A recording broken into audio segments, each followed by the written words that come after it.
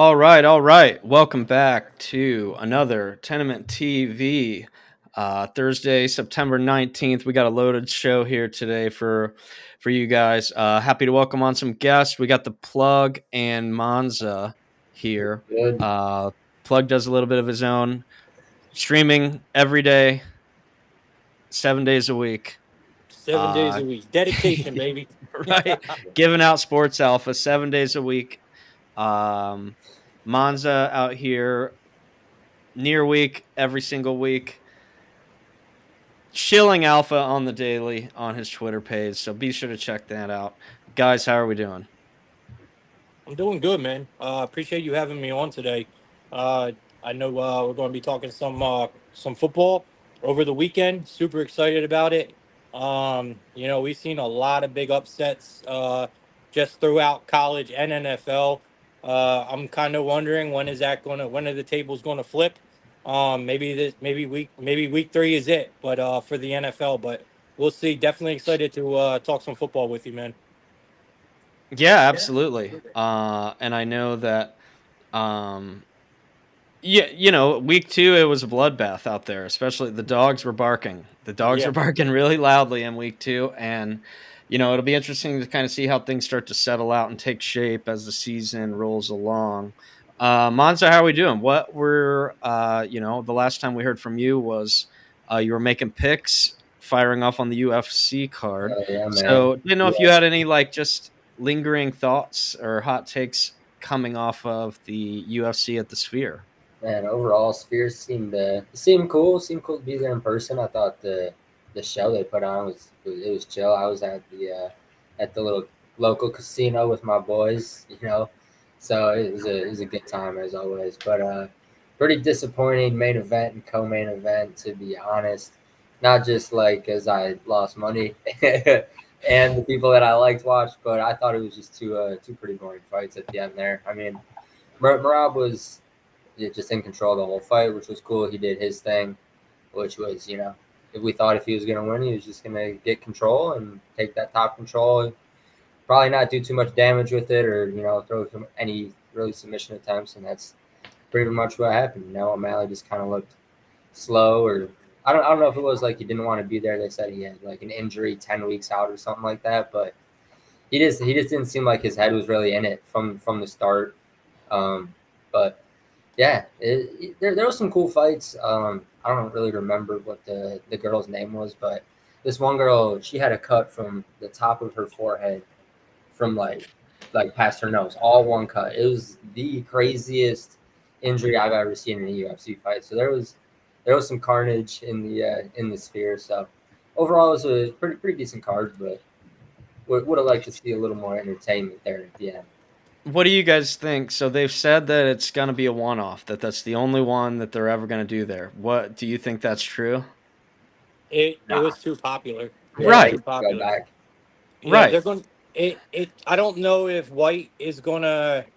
I mean, at the end of the day, it comes down to money, right? So, they said he put out about 20 mil for it.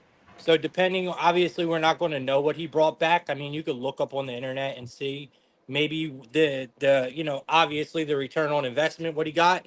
If it was enough, I'm sure he's going to go back. I mean, it was a great atmosphere. It looked amazing. I had a lot of fun watching that fight at home, so I couldn't imagine what it was like at the Sphere. So I definitely think it won't be a one-off.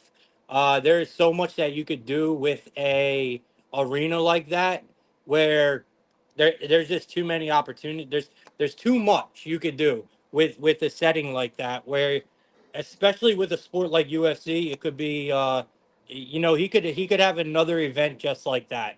I mean, that one, I think that went way better than expected. Yeah, no, absolutely. And I think it was really, really cool. I mean, I was obviously curious to see how they kind of utilized the visual elements. And I think it was really sweet, kind of almost making it like a Roman Colosseum look, but, Dude, it was with the really wall. I cool. mean, it was pretty sweet. So, and then they had the film in between fights as well. So, yeah, no, Dana definitely. said himself that nothing went wrong. There wasn't really one thing that went wrong the whole night, except for that whole Kendrick Lamar thing. But Yeah. Right, The right.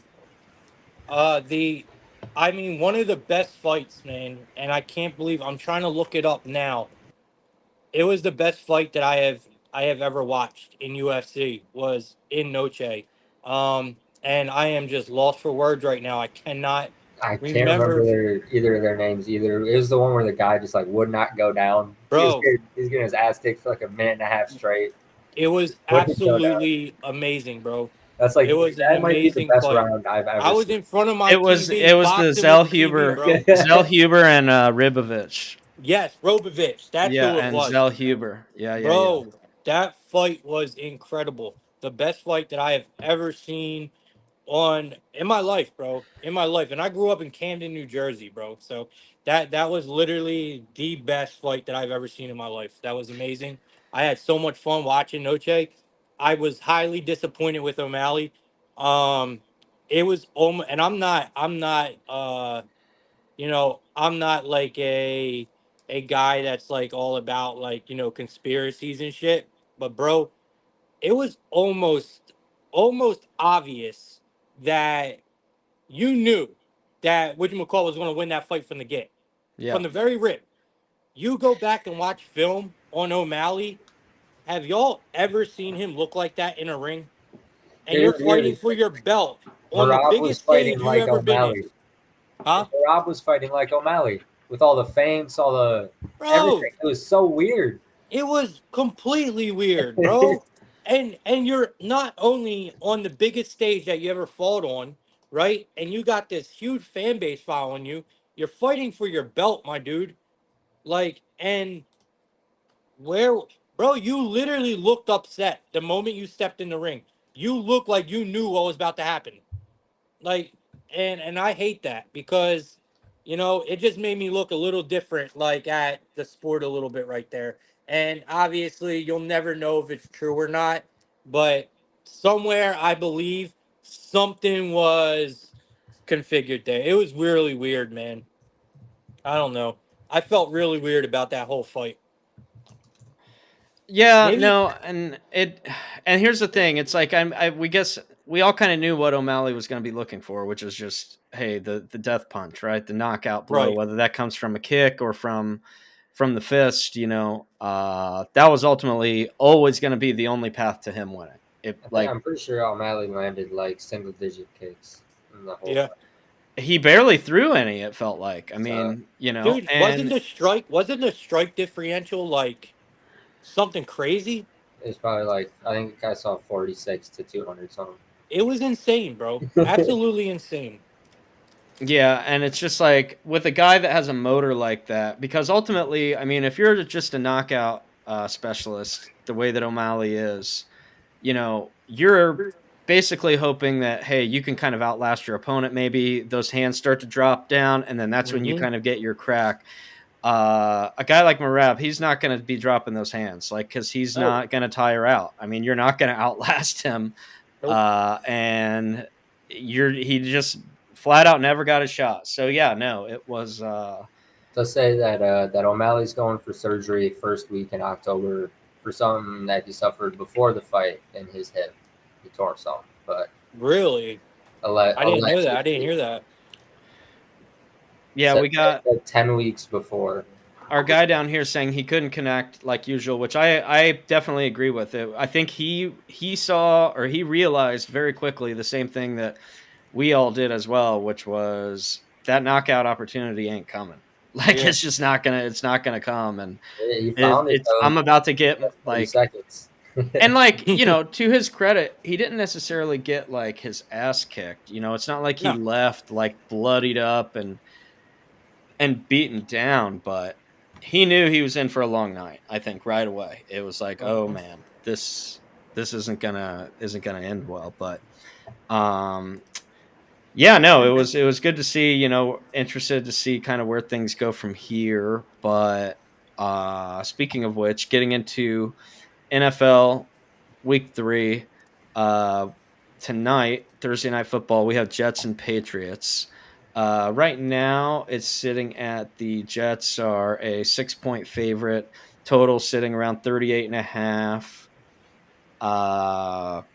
Kind of a low total, but I mean, generally, I lean normally just towards almost an automatic under on Thursday night. Even last week, where it didn't look like it was going to get home, we still got home on the under there, despite the early quick Yeah. start from Buffalo. Just because Tua went down, and it's like, hey, that under started to look a whole lot better Uh-huh. at that point. So, what do you guys think as we head into this Thursday night matchup in the AFC East? I'll go. So I mean, I did an article for this on my website. And it's funny you brought that up. Because I actually gave out the over. So I completely understand the narrative going into, primetime games, especially Thursday night football. Normally you get, low scoring battles. It's just what it is. But honestly, I'm expecting scoring in this one. The total is just too low. Am I think it's going to sail over? No. But they do have this set extremely low. I think a lot of people are going to be on the under. And honestly, I think that we see this New England Patriots defense get exposed a little bit. Look, they're coming in off of a pretty nice win, right? They're riding a high right now. The Jets got let down in one of the worst ways. I mean, they barely lost that game. I think Rodgers is going to have a huge night, guys. I really do. They got I seen Rodgers passing yards at 275 at plus 500. I was like, man, I might have to take that.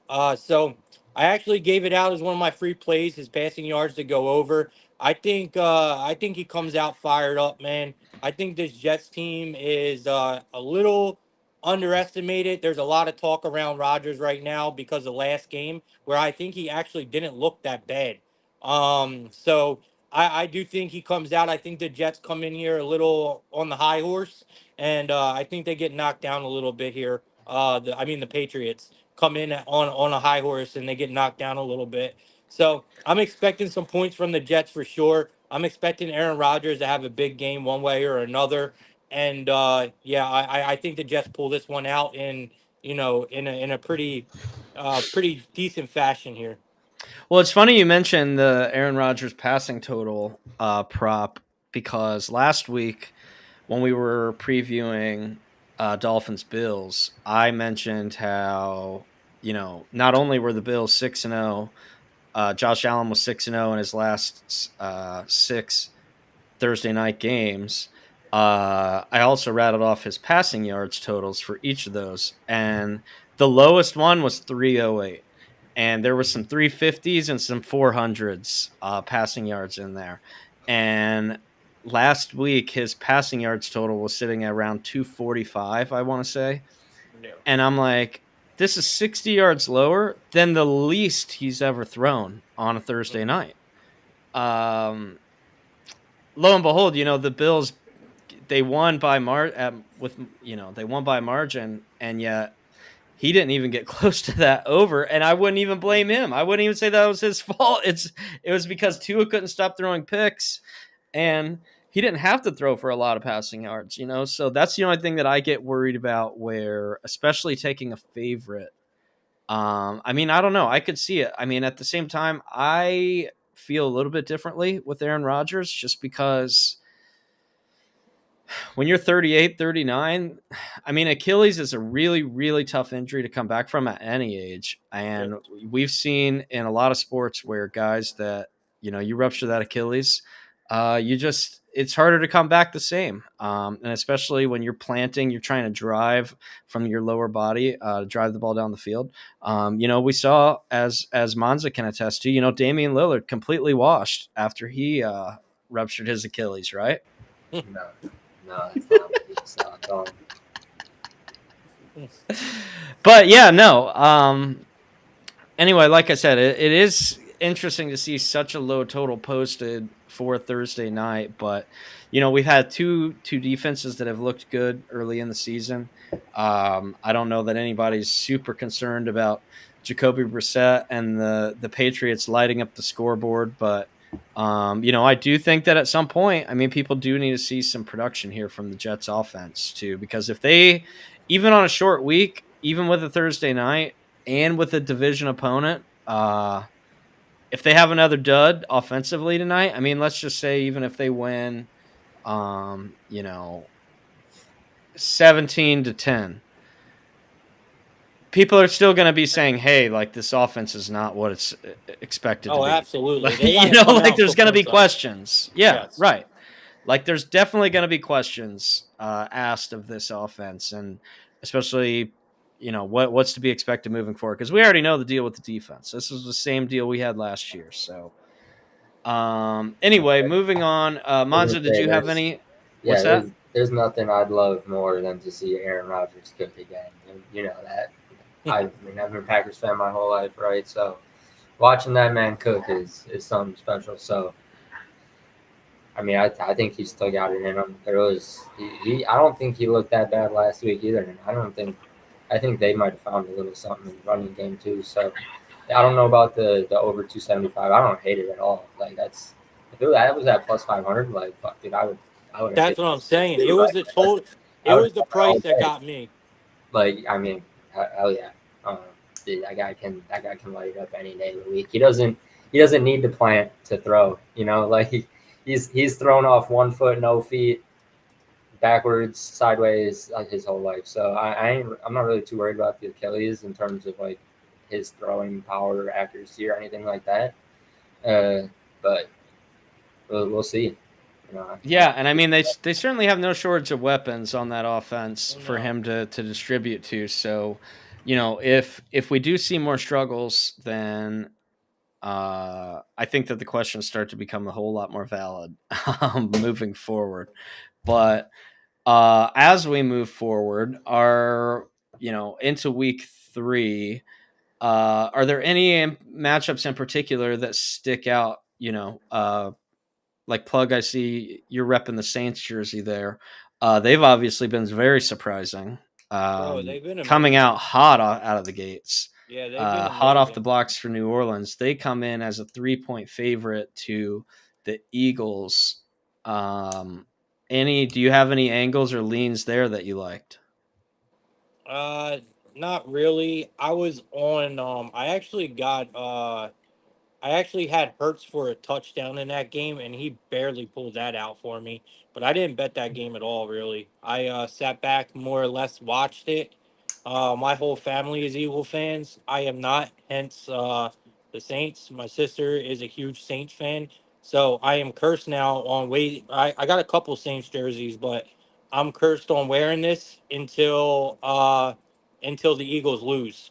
So because the Saints, I had to wear this because of well, not because of the Eagles, because of the Panthers. When the Saints beat the Panthers, I'm a Panthers fan. My sister's is a Saints fan, and since the Saints beat the shit out of the Panthers, the bet was for me to wear my Saints jersey on my shows. So here I am wearing my Saints jersey on my shows now until the Panthers get a win. So I don't know when that's going to happen. So Yikes! yeah, I took a big. So sometimes, man, Maybe your sooner worst now with bets. Andy Dalton out there. Like maybe Oh they, my god, bro! I don't believe it. I don't think we're going to win 2 games. So sometimes your worst bets don't have to necessarily be money. Like this was a it's terrible, terrible bet I made, and I'm paying for it. And I am paying for it in the worst way. So yeah, it could have been worse. At first it was a cap. I was gonna have to wear I was gonna have to wear a Saints hat and the jersey. But then we took it down to just the jersey, and yeah, but yeah, in that Eagles game though, it was Jalen Hurts touchdown is what I gave out for my VIP, and obviously we cashed that, but I didn't bet anything else on that game really. Yeah, so Monza, what games are you looking at? I mean, the Packers coming off of a big win over the Colts, they now travel to Tennessee in a game that I'm sure everyone will have their eyes on, in a battle of Malik Willis versus Will Levis. And the Malik Willis be revenge game. electric. I mean, everybody who can I can't believe they didn't flex this game into prime time, to be Then I honest with mean, you. So if we stop throwing up on the ball, it might make it a little easier for our our little quarterback back there. But no, I mean, Like, do you there's stop the game in that situation? They didn't, right? no, Like, he what do did you do? it You twice, just play it out? back to back plays. Yeah, Oh my that's gosh! I crazy. mean, but look at baseball. If the ball hits the dirt, I mean, you got to get a new ball. Someone threw up on this. It's Like, give crazy. the guy a new ball, man. Uh, it's Yeah, crazy. this may be a good excuse for people like, Teddy Bridgewater with the two gloves out there. He always Oh plays Jesus! quarterback with two gloves. It's There like you maybe go. this is a good he's like, "Hey, look, this is why. This is why I always wear two gloves in every weather and indoors." You know? Got Yeah, to I keep mean, those hands clean. I know the Packers were 3-point dogs earlier, and I saw it drop to like two because there were rumors of Jordan Love maybe playing. I know he practiced a little bit. Not too much info on that, even out here in Wisconsin yet. They don't even. They're crazy, when these NFL teams with the access they give these reporters, and the reporters will tell you that someone didn't practice, and in reality, they just came out after the reporters left and ran through the whole practice themselves, which is whatever. So, but he was out there today. So if Jordan Love plays, that's. I mean, He ain't playing. I'm just gonna There's bet it no right way. because even I don't think the Packers should be 3-point dogs in that game, even without Jordan Love. So, I like that. I'm not going to say anything about the Chicago Bears yet.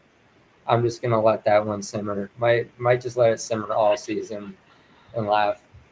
I don't. Caleb Williams has looked awful to me, but I'm just a hater. Another Well, what electric, I'm another electric game on schedule this week. You got the Panthers and the Raiders. So everyone's looking forward to that. A lot of great games on schedule this week. Hey, I know. Look, man. Just because Green Bay, Tennessee, has everyone's attention doesn't mean you got to throw shade on the Panthers over here. So, no, but I actually think Green Bay is probably going to win that game against Tennessee, regardless of regardless of Love playing or not, which he's not going to. He had a knee injury, right? yeah, he's not playing. Yeah, he's They not said going to that play. But what the Packers, what it was their run game. If they stick to that, that shit was solid, man. I think they might be okay, honestly. And I could see people don't me as a better in the NFL, we should buy into bad news, right? Meaning Love's out. Let's buy into that because the whole world is going to fade the Packers in this situation, So the right? only argument that I'll have to that is that was last week. That was what you needed to do last week because everybody Right. and their mother was all on the Colts. Everybody's like, "This is an easy win for the Colts." 100%. Malik Willis sucks. You know, it was thrown like absolutely West no way Malik Willis Flacco. is That going to shit was win this crazy. game. And they were right because he didn't. Malik Willis didn't win the game. They ran for 200 yards, but they still won the game. And, it just kind of goes to show that as many people that were trying to act like that was a slam dunk, now I feel like it may have swung a little bit too far the other way, where now everybody's like, oh, hey, the Packers are legit. Their run game, look at all that. But, I mean, the truth is the Colts defense, run and pass defense is horrendous, and I think that's ultimately what happened. The Packers, they could not stop the run. I mean, they were getting gashed all day, and I don't know that that's going to continue against Tennessee, especially not on the road. I mean, I'll be honest with you. If I had to make a pick here, I'm taking the Titans just because everybody, it's almost like that narrative is now shifting where, oh my God, Will Levis, look how horrible he is. He's had all these terrible, he went full Carson Wentz out there, with Yeah. the shovel pass, pick six, and just some really, really bad decisions and turnovers out there. And those are the type of things that people start to remember. So Yes. let's see, what else do we have on here? We do have. I mean, Baltimore and Dallas definitely a marquee game in the late afternoon slot on Sunday afternoon. Two teams coming off a pretty disappointing loss last week that I think both teams certainly expected to leave with a win, and both took the L. So Um, Have you formed an opinion on Dallas yet this year? Anyone? I mean, I think they are who we thought they were. I mean, they're the same Dallas that they were last year. It's not, you know, what do you think? I mean, do you think that there's any difference in Dallas right now versus what they were last year? I Man, mean, it's I think Mike McMuffin is Mike McMuffin. He just sucks. You know, he's just not a good coach in my opinion. But well, that's bull. I think he won you your only Super Bowl, didn't he? yeah, I mean, Right. I don't Not your think only Super he Bowl, but he your didn't most win recent. I it. should say your most recent Super Bowl. Yeah, he sucked them Yeah. too. I don't know, Plug. What do you think here? We got Dallas -1, or it opened at -1. It seems like now the line has shifted now to where Baltimore's favored on the road at Dallas. Yeah. So, So yeah, this is a tough game, man. I'm still up in the air with both of these teams here. I would take the Ravens in this game. I would. I'm trying to look at what they did last week. I mean, Baltimore's obviously still looking for their first win, right? I don't necessarily know if it's going to come on the road in Dallas.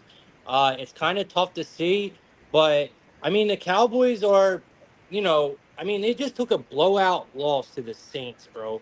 And wasn't that their home opener?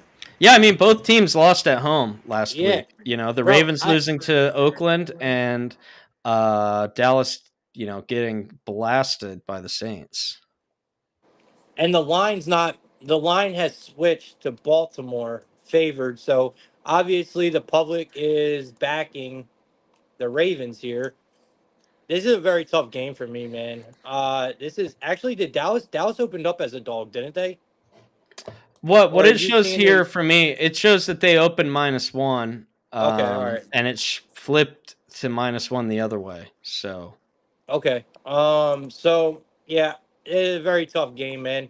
Looking at, I would probably hit props in this game or possibly the over. I think we could probably see a lot of scoring here. This looks like a prop game to me.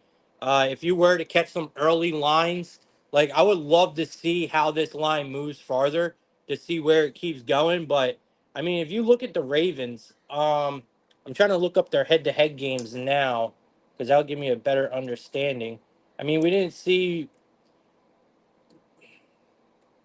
Yeah, I don't know what I want to do here, man. I guess Mark Andrews will probably be a look for me just because of, we haven't seen exactly what we expected. well, Um, and last week everybody was ready to kind of cast him to the side, and it's like, oh, it's Isaiah Likely show now. Mark Andrews. Everybody was ready to put him out to pasture, and at the end of the day, I think this is going to be a situation where it's almost a tight end by committee, where it's going to be really difficult to pinpoint which one of those guys is going to have the bigger output on a weekly basis. It could be either, could be both, could be, I think one thing that holds true is that they still, outside of Zay Flowers, they haven't really done a whole lot to address like no. the wide receiver situation. But I don't know. Derrick Henry, I still like their overall prospects. I'm not overly concerned by their 0-2 start. I mean, really, they were a half an inch away from winning in Kansas City on opening night, and then now they blew a 2-score lead in the fourth quarter. Yeah. A game that they really had in hand. They had no business losing that game to the Raiders. They found the way to do it, and that had a couple costly turnovers, and they paid for it. So I don't know. I'm not worried about them overall. I think they'll be fine. They'll figure it out.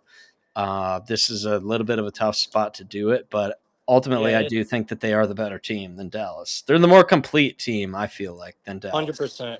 I'm actually really surprised that more people aren't back in Dallas here. I was surprised to see the line go in favor of the Ravens.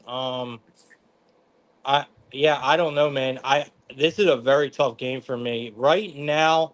I'm leaning Ravens. I kind of like the fact that that we're getting them as such a as an opening dog.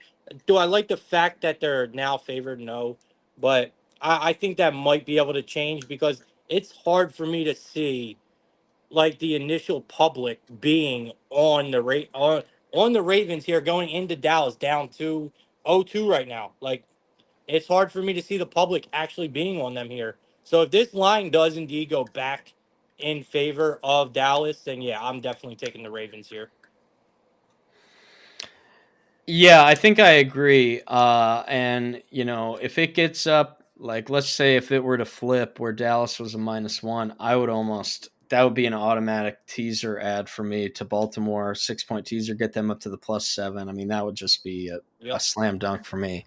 Um, we do have Sal.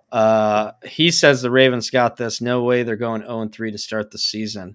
Would love to I have him think they're jump going to in go here and 0 defend 2. that. Yeah, right. Would love to have Sal jump in here and back that up. But another reminder that we do have two Monday Night Football games this week. Which is cool. Yeah, we have Jacksonville at Buffalo and Washington at Cincy. Um, Buffalo right now is 5.5 point favorite over Jacksonville. Cincy is 7.5 over Washington, which seems very high. But what do you guys think? Any leans there on either of those games? You can go ahead. Monza? Hell no, man, you gotta start it. I'm All gonna right. try to look up some props and stuff right now. Yeah, I mean, you could probably sign me up for the Bills in this one. Honestly, I love. By the way, I just want to bring up, I love the fact that they're doing this on Monday night. If you guys noticed too, aren't they doing more on Thursday nights as well moving forward? Right? Didn't you guys hear something like that? I mean, I think I don't. What do you mean, like more as far as like like two I thought games? they're either going to do like they're going to do two games on Thursday or something as well.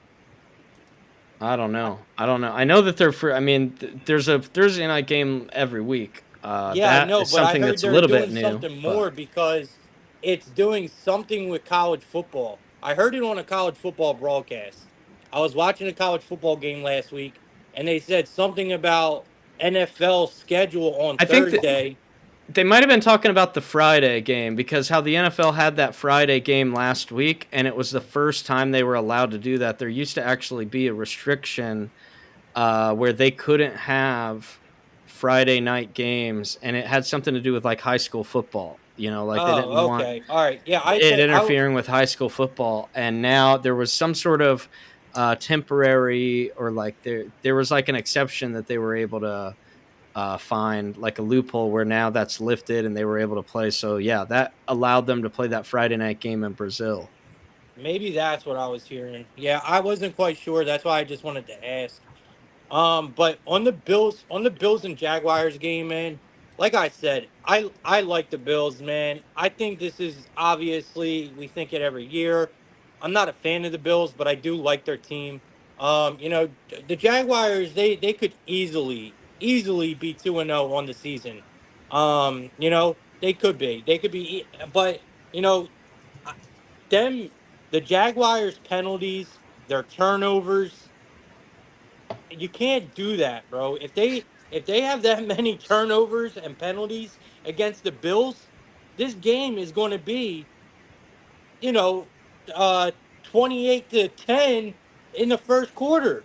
Like you just can't do that kind of shit. So I'm a little worried about the Jaguars here, man. They really have just all we have seen from the Jaguars is them getting in their own way. That is it. I mean, they have really shot themselves in the foot twice. And I mean, it's just ugly football. So do we really think that's going to change against the Bills team on the road? I don't. I don't see that just changing. It's in So Jacksonville. Or oh no, you're right. You're right. It is at Buffalo. Yeah, yeah, no, it's in you're right. Buffalo. Yeah. So I really don't see. You got to give me the Bills here. I'm trying to find where the line opened now. I have open 3.5, currently 5.5. Ooh, so they eating it. I would have loved to caught that 3, man. Uh, Well, and the other thing here is, it's like as you said, the turnovers, they do a lot of Jacksonville Jaguars things, and you know, for somebody in Trevor Lawrence who just got his $175 million contract, it's like that's where you can't be doing that stuff. no, Like at some point you got to grow out of it. It's time to grow up and it's time to be a franchise quarterback. And to be honest, we have not seen that from him really at all. no. Like there have been flashes, there have been some times that he's looked better than others, but at the end of the day, I mean, he had the Urban Meyer excuse for a little bit, but that's over with. And now you have a good offensive coach in Doug Peterson. And if you continue to look this way, it's just, I'm sorry, man. Like it's just not going to happen. So, Yep. yeah, it will be interesting to see if he can finally step up and become the quarterback that he's really expected to be, or that he's at least getting paid to be. So, any other thoughts on this NFL slate before we move into college football? I mean, I do want to say another thing about this Bills game. Yeah. I'm looking up the value on it now. I mean, it's Josh Allen at home. I think I did it last year and it paid me really well. Usually Josh Allen is usually favored for a touchdown, anywhere between -105 to -120, right? I take him every game for a touchdown. It will pay you a lot more throughout the year than it don't. At home, take him for 2. It's plus 500 right now on DraftKings. I guarantee you it's going to be less than that by game time. But that's a value play. I say you should take Josh Allen. I mean, bro, he just scores at home. And it would not surprise me in the least if he don't find 2 touchdowns in this game coming up against the Jaguars. He has actually scored 2 touchdowns in 3 of the Bills' last 4 home games. So, I mean, it plays right into it. I mean, it's just one thing that I love to back is Josh Allen's touchdowns. Anyone who knows me will tell you that. So I really do think now is the time you put that in because the value is going to go down. Even on his just anytime touchdown, at home, it's almost free bread to me. He's scored at least 1 touchdown in 7 of the Bills' last 8 home games. It's just what he does. So I just wanted to throw that out there on this game. Yeah, no, definitely love that. Okay, well, I think we have some good info there. Monza, any other thoughts on the NFL slate before we'll still circle back. What we're going to do here is we're going to do a little bit of a detour into some college football talk, and then we are going to whenever we wrap up the show, we're going to get into the TENAMINT app and we're going to throw some picks in there. So first things first, as we jump in, we are going to check in with our guy. Let's see if he's ready. Our guy Bobby Digital, resident college football expert. He has 2 games I think that he's going to highlight for us this weekend. So let's check in and see if what Bob has to say.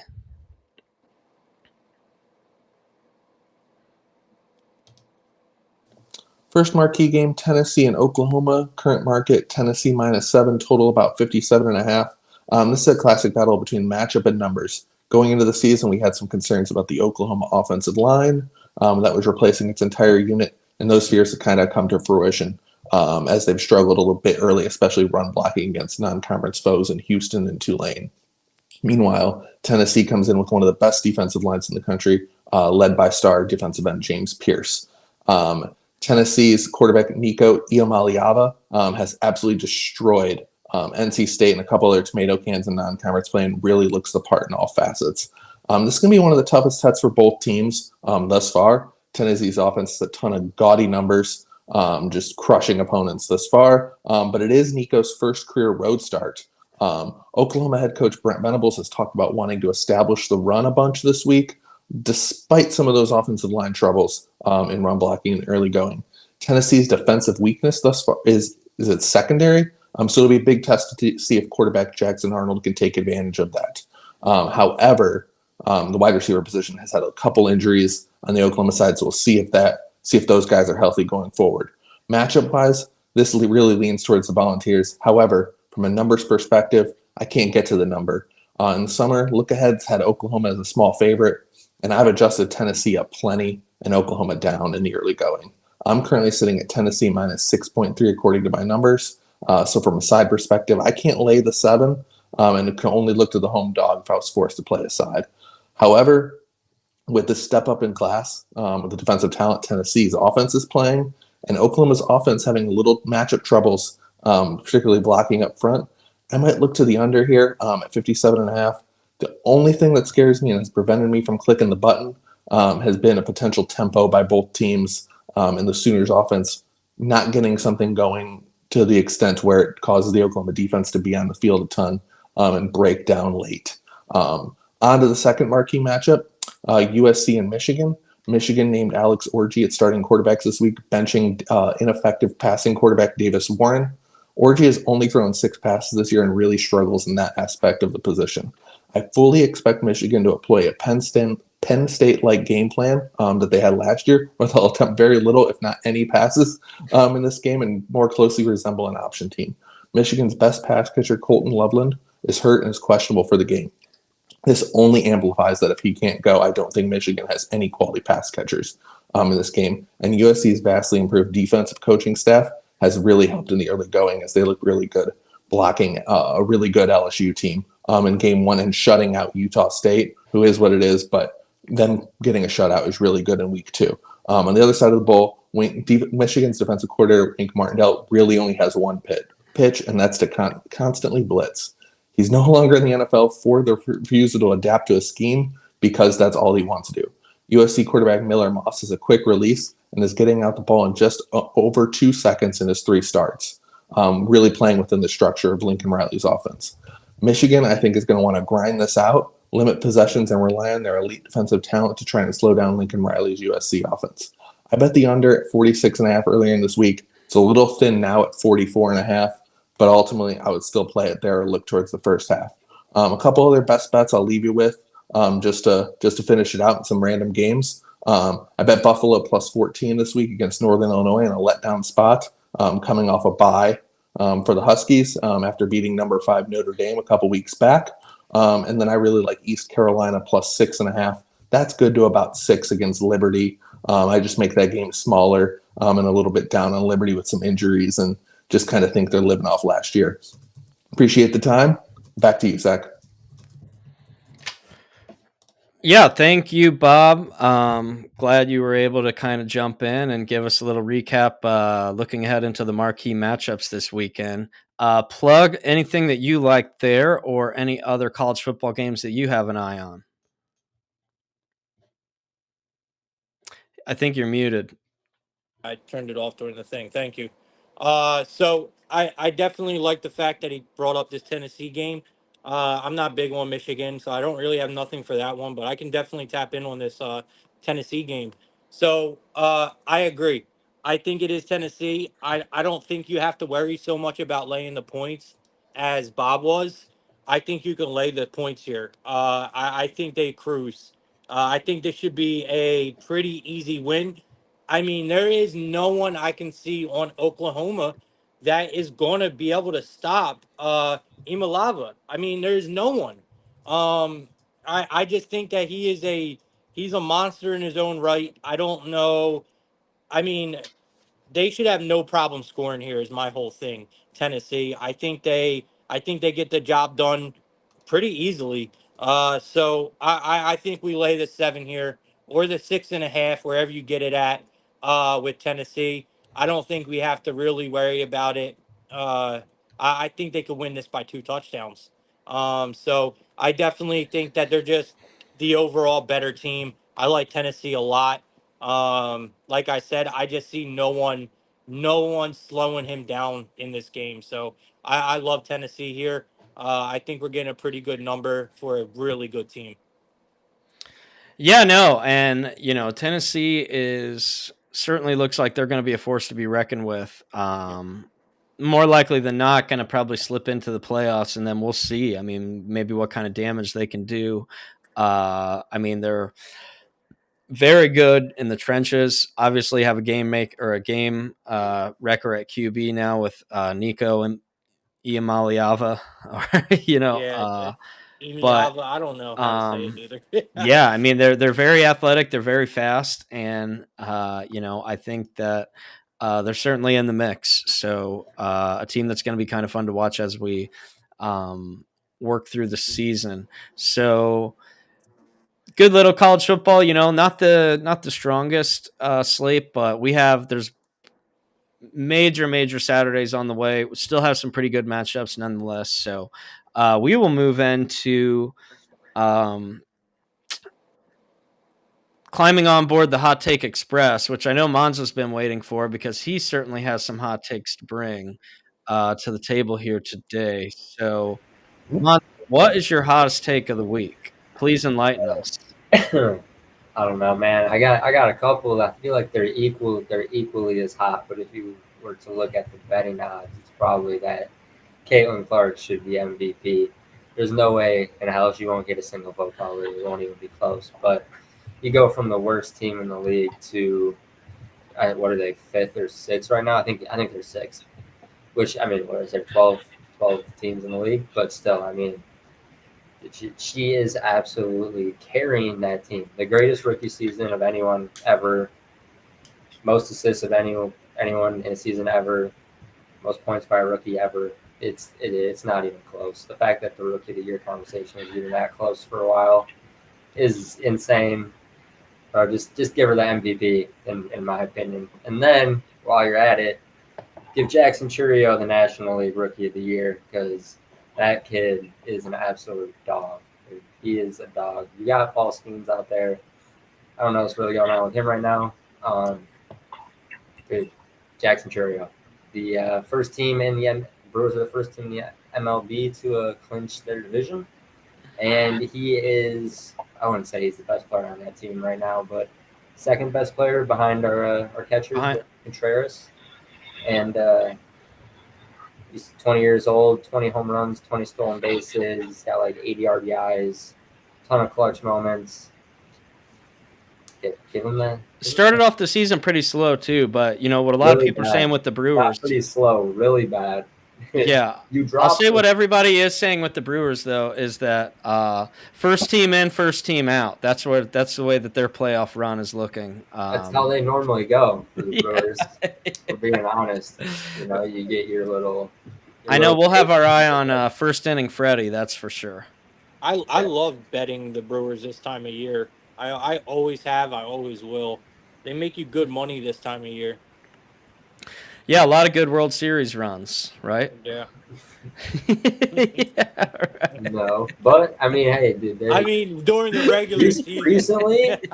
Recently is in like the last 7 years. You're absolutely right, dude. This time of year, they're in. Yeah, this is when they kick up. Mm-hmm. Yep. This time of Cardinals year normally in the regular just more. season is a really good time to bet the Brewers. Yeah. Just make sure that you stop when the playoffs start. I guess Right. that's the Yes. lesson. That's the takeaway lesson here. I don't know. We've just been finding a way to win all year. So I feel like in years past we've been like winning, and then someone gets hurt. Yelich normally gets hurt, and then just kind of derails the team. Like he's been hurt all year pretty much, and it hasn't mattered at all. Like I said to start the year that he wouldn't be our starting left fielder, or that he wouldn't be starting in the outfield to end the year, even if he was healthy. Like I think the Brewers should trade Christian Yelich. There's another hot take, dude. Best thing the Brewers could do is trade that man next year, right now, today, tomorrow, anytime you can. You have the best young team in the league. You don't need Christian Yelich out there batting 270, playing 100 games a year. He's just always hurt. So there we go. That'll close up the hot takes for me. Yeah. what about you, Plug? Do you have any hot takes on your mind? Yeah, I'll give you one. So I'm gonna give you the Panthers to win outright this week. Yes, I know. So my buddy Oliver, one of the guys that's on my VIP team, we were talking about it, and the Panthers are a scary team to bet on, right? But let's be real here. Tell me this line does not look really, really good to just take the Raiders, who just beat, right, riding probably the biggest. They're coming off a huge win, man. Now you get to play the lonely Panthers. Uh, on top of the Raiders have the Browns next, right, in line. This is the perfect upset spot for the Raiders, man. I'm dead ass serious. Dude, I Look, love it. I'm not even, dude, I love it. My boy last week told me the voices were speaking to him and telling him to bet the Raiders. So we hammered the Raiders last week. And he said the same thing this week. He said, dude, Raiders are going to get shit on this week. So, yup, I they're mean, going to lose I to mean, they're going to lose to the Panthers, bro. I could see it. The whole world, and I guarantee you, this line opened up, I believe, at a 5.5, right?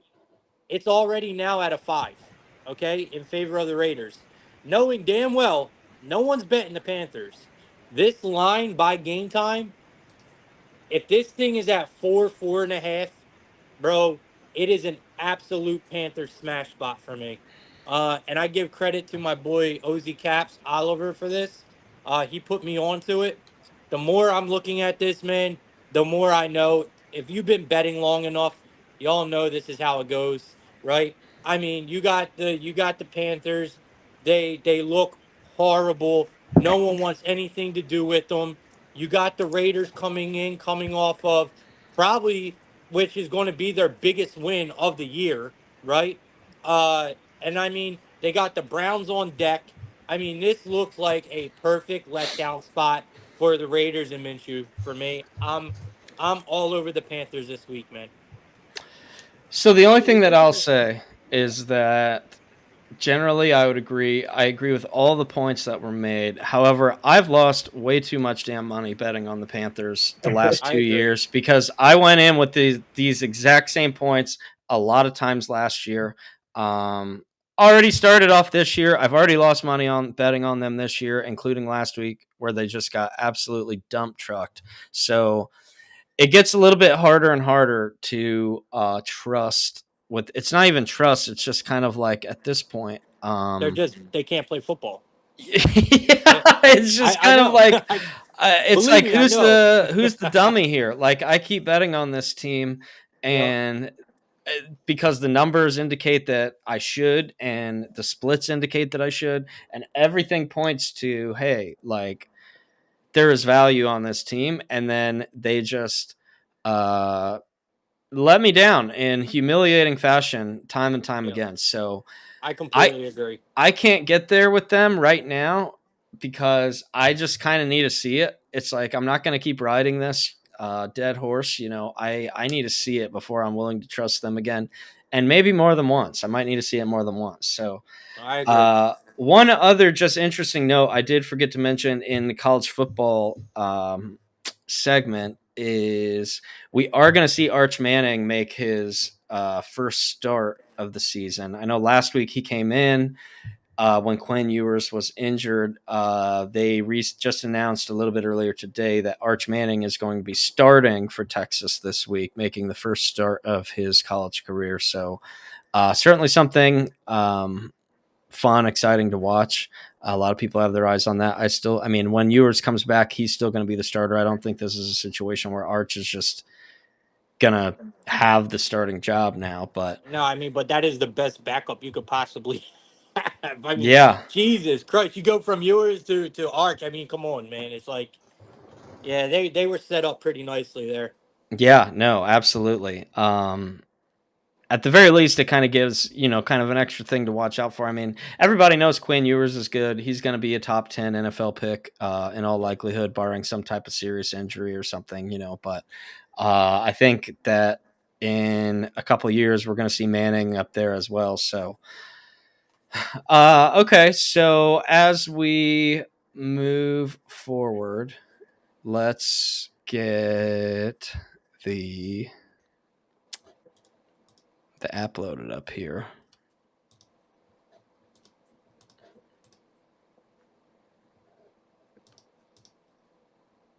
All right, so what we're gonna do? Let's get into the NFL in the Tenement app.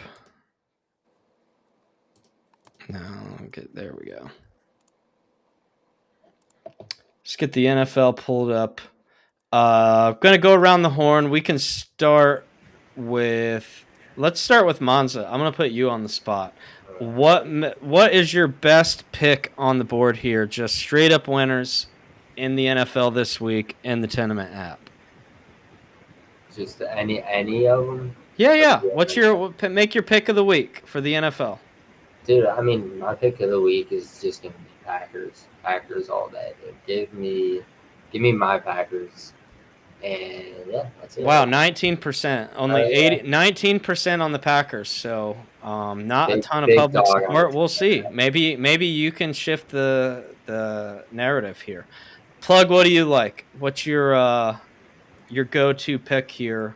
All right, on so the NFL board, just head to head. Yeah, head to head here. It's probably going to be.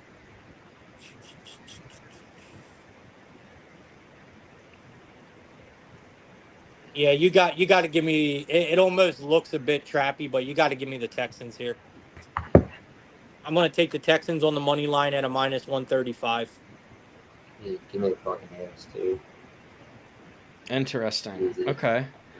So Texans on the road going into Minnesota, who just beat San Francisco at home. So yeah, that was fluky.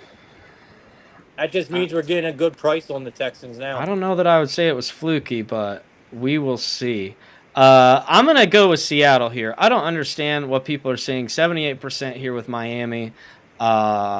We know what Skylar Thompson brings to the table, and it isn't much. So I think Miami's going to struggle without Tua here. I think maybe eventually they'll figure it out if they can kind of get their running game going. But they've already had injuries at running back too. So Miami and the LA Rams are two teams that are just injury disasters right now. So yep. That's just tough to overcome. That's what you kind of see as the season goes on. It's like the teams that are still standing are the teams that have been able to overcome injury problems, or at least, be able to find serviceable replacements. The way I see it, the one position you can't really do that is at quarterback. I mean, if they lost, you can lose receivers, you can lose running backs, whatever, tough to lose offensive linemen, but you can kind of overcome it. But quarterbacks, I mean, teams just don't really have the strong backups out there. I will say one thing that's shocking is 75% here on Denver. Wow.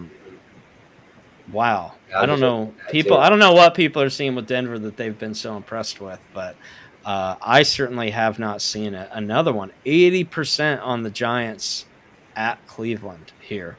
So yeah, that's extremely weird. Yeah, I am not going to be taking the Giants to win on the road at Cleveland, regardless of how disappointing the Browns maybe have looked with Deshaun Watson. I don't know that they're quite the level of New York Giants disappointing. So yeah, that's another one that okay. Well, any other closing thoughts that anybody has before sending us home for the weekend? No, I actually love your Seahawks pick, man. I love your Seahawks pick. Yeah, and I just feel like it's a team that, nobody's excited about the Seahawks. They think about Geno Smith, and they think about, Yep. It's just not – they're not a sexy team, at least on paper, just because it's not – people have the thoughts of the Seahawks when they were fun, when it was Marshawn Lynch and Russell Wilson and, that whole deal. But it's like now, nobody gets super excited to bet on Geno. But At the end of the day, I mean, they're tough at home. That one of the toughest venues to win at Yep. in the NFL, regardless Better of coach. who's. Yeah, right, exactly. And Yep. I just think that that's one that maybe kind of gets overlooked, lost in the shuffle there, just because, like I said, it's not the sexiest pick, because everybody just kind of has a lower opinion, I think, of the Seahawks in the past few years. So, anything else, Monza? Anything else to send us into the weekend? No, not really. Or at least into Thursday Night Football. I will say, make sure you're getting in there. Follow our guy, The Plug. This is his YouTube page. He's going live every single day, 7 days a week, dishing out picks. Get in there, check out his channel. Check out Monza. Like I said, get on his Twitter page. He's out there shilling out All things alpha on the good. daily basis on the near alpha show weekly. So anything else that you guys want to plug or shill or anything else? Just as far as No. tonight, excited to see Aaron Rodgers cook, man. Yeah, for sure. Absolutely. Well, get in there, get into our app, use the Tenement app. Make sure you're getting your daily picks in there, racking up points for the marketplace on the way, and the new updated app that's on the way as well. So get in there. Make sure you're following along. Get in, follow everybody on Twitter, and appreciate you guys. Thanks for coming on the show today. We will send it into Thursday Night Football. Awesome. Thank you for having me, Right. man. We'll see you guys. Yes, sir.